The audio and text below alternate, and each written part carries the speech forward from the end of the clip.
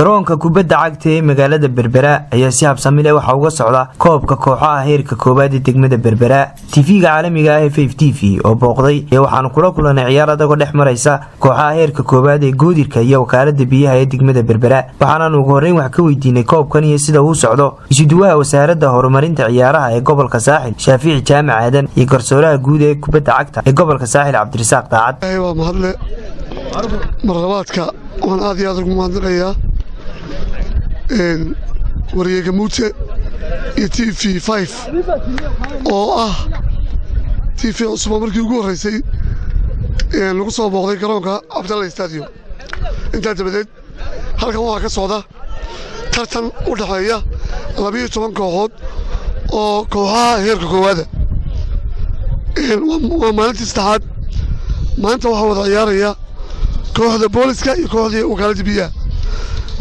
wasaaradahan ka mas'uulahan waxaan rajaynaynaa guud ahaan in si sharaf leh oo karaamo leh lagu dhamaato. maanta ka dhacay gobolka Saaxil oo koob naga ahdo oo 12 kooxood aan u qabanay. maanta waxa ciyaaraysa kooxda wakaalada biyaha iyo kooxda Goodirka oo imka haaf ku dhacay. waxaanay maraysaa ciyaarta 1-0 ay ku hogaaminayso kooxda booliska. maanta mid la midana waxay ka dhacaysaa gobolka Togdheer aan xasuusiyo dadka ciyaaraha taageera ay wada ciyaarayaan kooxda Goodirka iyo kooxda Gaashaandhiga marka ganacsiga. marka waxaan leeyahay habka garsoorkaygu si fiican buu u socdaa ma sha Allah. maanta dhexda waxaan noogu qoray Cabdicasiis Saalax Beder Cabdicasiis Xasan Aadan Beder Cabdirashiid Taacmadar iyo anigoo ah miiska juudiga maanta ku qoran gudoomiye garsoorka Cabdirasaaq Xasan Axmed. mas'uuliyiinta iyo kabtanada kooxaha heerka koobaad ee Goodirka iyo wakaalada biyaha ayaa iyaguna dhankooda cabiray dareenkooda waxaana hadaladoodii kamid ahaa ciyaartan oo maanta uu kamid yahay booliska kooxdii booliska ciyaarayso Goodir aad baan u dhiirigelinaynaa. kulay dhinac baanu ka nahay markaan boolis ahaan kooxdeedu ciyaarayso annaguna dhinac baanu ka nahay inkastoo aanu nabadgelyada sugayno haddana boolis ahaan kooxdeedii baa ciyaaraysa insha Allah inaanu biyaha ka guuleysanana wakaalada biyaha ka guuleysanana waa ku rajaynahay. waqti garoon Cabdalle marka laba kooxood baa xagan ka ciyaaraya waxa weeyaan wakaalada biyaha Berbera iyo Biliska oo ciyaarayo. marka Biliska hadda wata waa haafkii hore dhacay hal gool bay ku wataa Bilisku.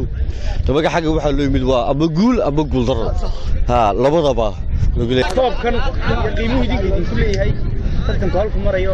wallahi billahi hadan koobkan ka warbixiyo horta koobkan waxa weeye waa isku xidhka ama isdhexgalka dhalinyarada gobolka. koobkan waxa lagaga dagaalamaya kulay mukhadaraadka iyo qabyaalada iyo wixii la mid ah.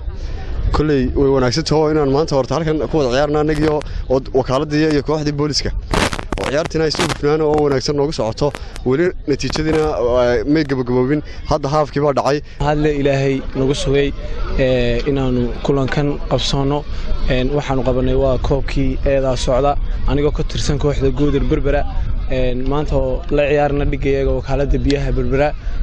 munaasabada wali imika hadda way socotaa. koobkan waa isdhexgalkii dhalinyarada waa isfahanka dhalinyarada. waxa soo qabanqaabiyay wasaaradda dhalinyarada ee ciyaaraha gobolka Saaxil oo horeeyay isuduwe Shaafici Jaamac Aadan oo ku hambalyeeyno uguna bogaadinayno inuu koobab kuna dhiirigelino koobab noocan oo kala noqoto. salaam waxa ku tartamayay 12 kooxood waxaanu koobkan socdaa habna kawda. maanta waxa garoonka wada ciyaarayay labada kooxood ee kala ah booliska iyo wakaalada ku ciyaarayay waxaana guushu raacday kooxda booliska. koobkan waxa soo qaban qaabisay wasaaradda dhalinyarada iyo ciyaaraha ee gobolka Saaxil. Gamuute Ismaan Cali 5 Somali TV magaalada Berbera.